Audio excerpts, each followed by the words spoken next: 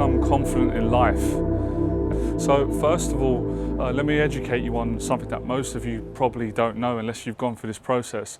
Most people think that confident people are just born that way, that they're born special, they're born confident, and those people that are insecure and they lack confidence in life are also born that way, and they can't really do anything about it.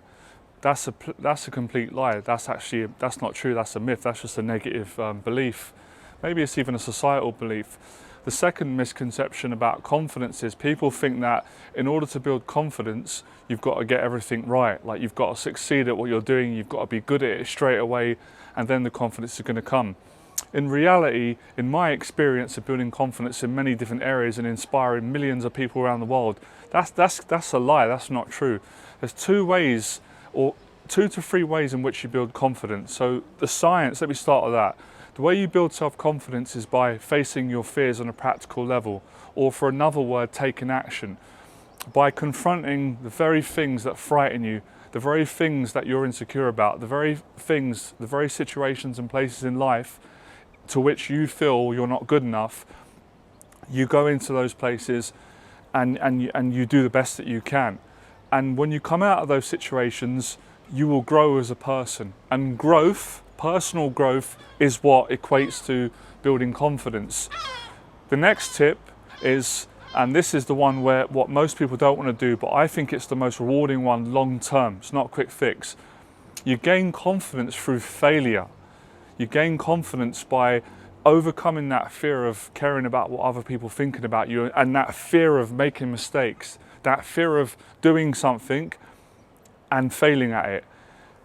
The continuation, I'll say it again, the continuation of putting yourself through any process to which you want to succeed in, to which you fail again and again, persevering, not quitting, taking feedback from the failure, changing the things that you need to change in regards to your approach to that very thing, repetition, momentum, hours and hours of practice will eventually transform you from having no confidence and being insecure and not being good at that very thing to becoming confident, becoming secure and succeeding.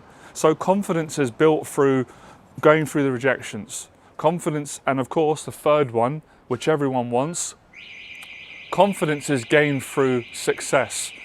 The more success that you achieve and you build in your life, the more confident you're going to feel in life, in yourself, because of that success, because of how that makes you feel. So you need a combination of both. You actually need the failures and the rejections, because there's a lot of people in life, they may be gifted, whatever, rich parents, whatever you want to say, they're gifted. You know, they were good at school, they were good at football, they were good in high school, they were good at sports. And for a while in their life, things go well. So their confidence off the back of that, which is great, right? But when it gets to a point in their life where they have a crisis, which is inevitable, and they don't succeed, they're not used to it. You know, so in a sense, they're confident, but they've got a very fragile identity, very fragile ego. So when their ego is jeopardized and they no longer succeed where they're always used to, it can affect them. They can have low self-esteem. So that's why you've got to go through the failures. You have to toughen up mentally, emotionally, spiritually, if you really want to do this right. So those are the three ways in which you do it. I've kind of broken it down as quick as I can. By the way, hit that like, subscribe as well. I probably said that at the start. Now I want to go further into the psychology. I want to explain something, right? Now, before we do all these things, you need a goal. Goal setting is another way. I sometimes forget this, right? Setting goals builds confidence. Because if you don't set a particular goal where you want to get a certain outcome or you want to get to a certain point, how are you going to know what you're aiming for? Where's your motivation going to come from? So let's start off with something like social anxiety and shyness. If you've got social anxiety and you're very shy around people, and you're shy on the phone, and you're shy in front of the camera, and you're kind of shy in your own personality, then you need a goal. You need to distinguish what the goal is. So let's say your goal was you wanted to make a friend, or you wanted to do public speaking, or you wanted to start a YouTube channel and get very confident at doing video blogs and speaking. Now you've got a goal that gives some self-esteem, then you take action towards that goal.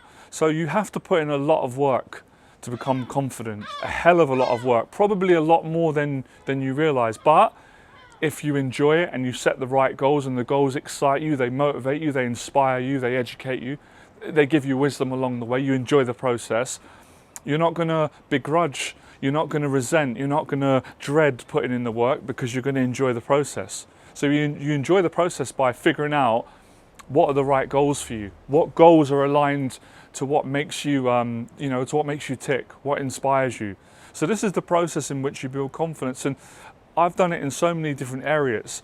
Never ever let someone tell you, this is how you are, you're not good enough, you're shy, you're introverted, you're a failure.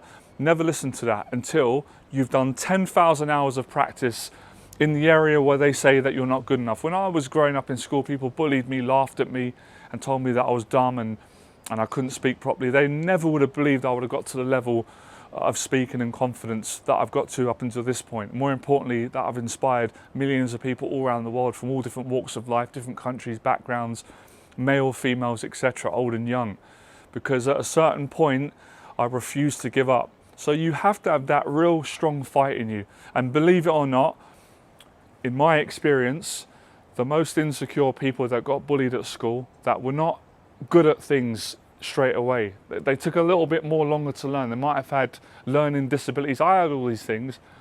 They generally are the people that can become the most confident people on planet Earth if they do the things that I say. They set goals, they take massive action, they don't take no for an answer, they don't allow failure, rejection, criticism or discomfort to stop them. So this continuous repetition over and over and over again.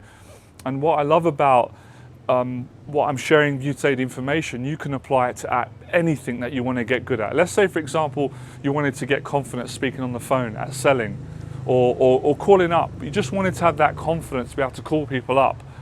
If you practiced that for 6 months, you would be so confident at it. So it's all about putting in a significant amount of time, like condensing a lot of time into something that you want to get good at. So if it's speaking to people, then you would practice that, whatever it is. So don't allow yourself to make excuses and just say, well, I'm not confident, I've never had the confidence, so therefore I can't do it. Because if that's your answer, if that's your perception, if that's the solution, then you're never going to gain confidence.